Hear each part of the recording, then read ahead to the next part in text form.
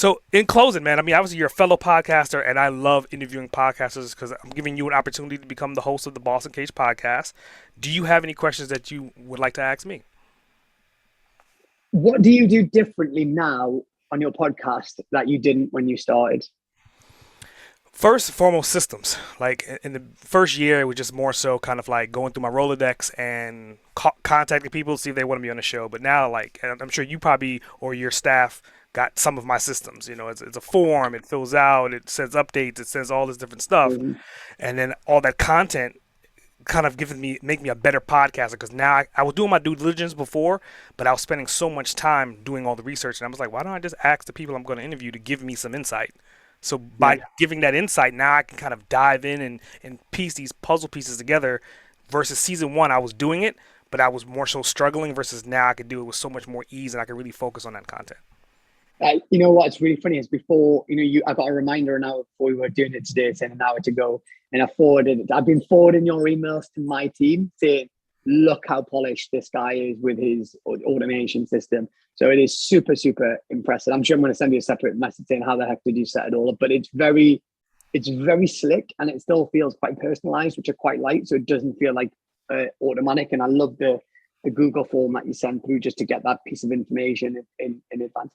And if you don't mind me asking as well, like of all the, you've done what 125 interviews now. What is there 2 or 3 themes that you see again and again and again? I appreciate every interview is slightly different, but Yeah. are there if someone said like, if it stopped today and like, what are the 3 themes that you got through? Not every episode, but you kept seeing again and again. I would love to get your thoughts on that.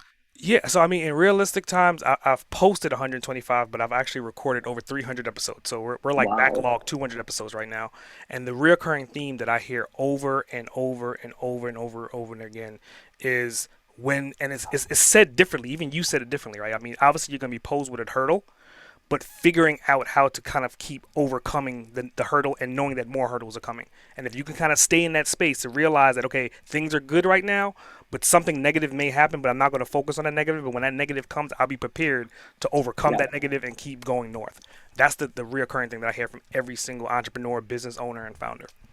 That's a great one. I remember, I don't know if it was Spotify or Shopify. It was one of the founders of one of those businesses was on a podcast, and he talked about it's like playing a video game, and you reach one level, and there's another level. You got to get the bigger dragon, then the bigger dragon, then the bigger dragon, then the bigger dragon, and that is the same concept, really. And yeah, that's fascinating that you hear that again and again. Yeah, I think it's beautiful the way you described it because I mean, obviously, with the levels on video games, usually on the first level, you have to take something with you to the second level. Without getting that first thing from that first level, you may not be able to win on that second level. So it's like entrepreneur is the same thing. If I had a client that I lost, what did I learn from that, and how do I not lose any more clients on the next level? So you take all these elements, and it's like taking a bag of gold on your shoulders, and you're paying as you go. You're paying as you go. You keep putting more gold in that, and it gets you farther and farther down the road.